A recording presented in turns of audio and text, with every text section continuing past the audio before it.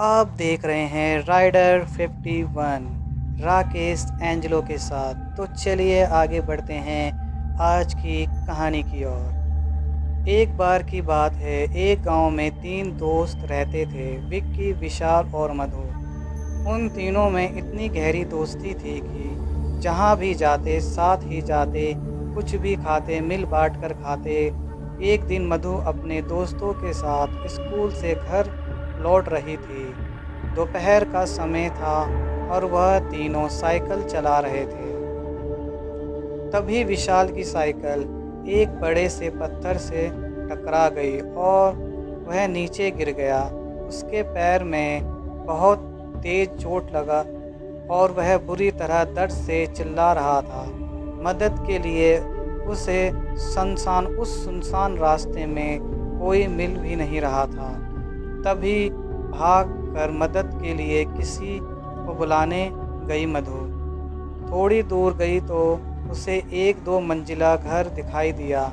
उसे लगा कि शायद वहाँ मदद मिल जाएगी।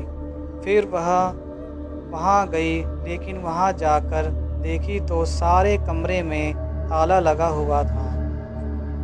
उसी वक्त मधु को लगा कि कोई उसके पीछे से होकर दूसरी मंजिल पे गया है और वह पलट कर ऊपर देखी तो उसे एक परछाई दूसरे मंजिल पर जाते हुए दिखाई दिया। मधु को लगा कि शायद ऊपर कोई रहता होगा, उसी की परछाई होगी।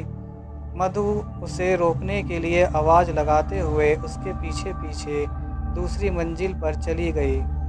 फिर वहाँ जाकर देखी तो उस मंजिल पर बस एक कमरा था और उस पर ताला लगा हुआ था। मधु को कुछ समझ नहीं आ रहा था, तो वह परछाई को मन का वहम मानकर वापस जाने लगी। तभी उसे एक डरावनी आवाज़ सुनाई दिया और जब उसने पीछे मुड़कर उस कमरे की ओर देखा तो उस पर तो ताला लगा था, वह टूट कर नीचे गिरा हुआ था। मधु एकदम से डर गई और सोचने लगी कि यह कैसे हो सकता है, लेकिन उसे अपने दोस्त की मदद करनी थी, इसलिए हिम्मत जुटाकर धीरे धीरे उस कमरे में गई। वहां जाकर देखी कि एक बहुत लंबा चौड़ा और डरावना आदमी अपने बिस्तर में सोया हुआ था। मधु ने उससे पूछा, भैया क्या आप मेरी मदद करेंगे? वहाँ रास्ते में मेरा दोस्त साइकिल से गिर गया है, उसके पैर में बहुत तेज चोट आई है, दर्द के मारे चिल्ला रहा है।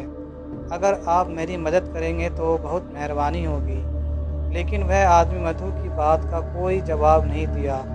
फिर मधु को उस आदमी पर गुस्सा आया। मधु चिल्लाकर उससे बोली, आपको सुनाई नहीं दे रहा क्या?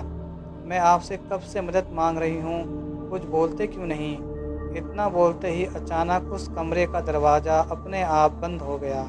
मधु ने यह सब देखकर घबरा गई और दौड़कर दरवाजे की ओर गई और उसे खोलने की कोशिश करने लगी। उसने बहुत कोशिश करने के बाद भी वह दरवाज़ा नहीं खुला।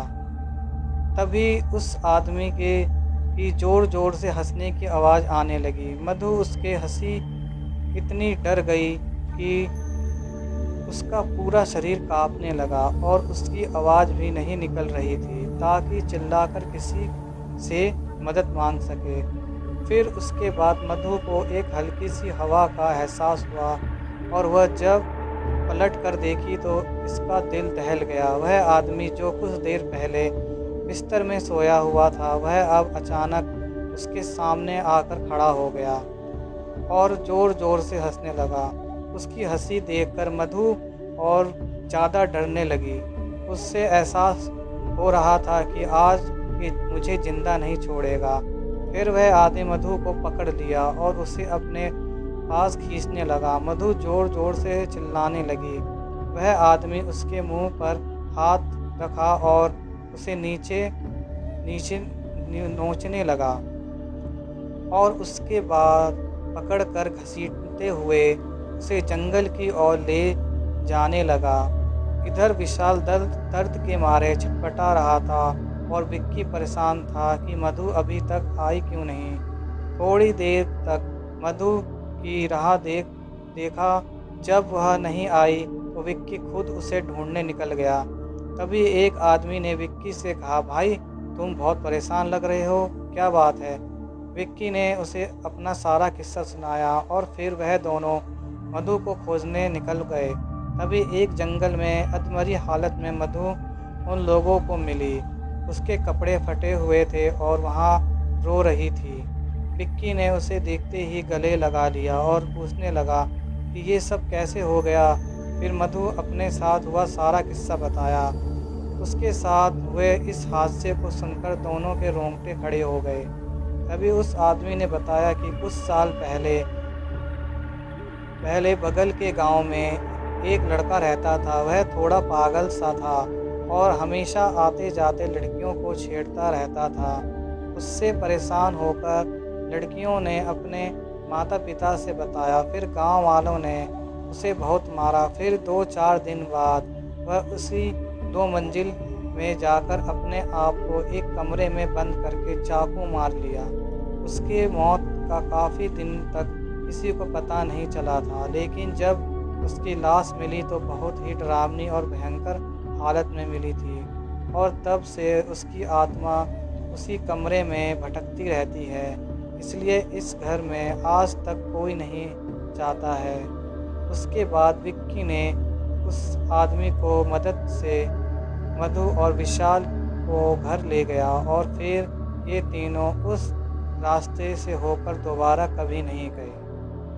तो कैसी लगी आपको ये वीडियो? अगर अच्छी लगी तो हमारे यूट्यूब चैनल को सब्सक्राइब करें और लाइक करें। तो मैं मिलता हूँ आपको अगली वीडियो पर। जब तक के लिए जय हिंद।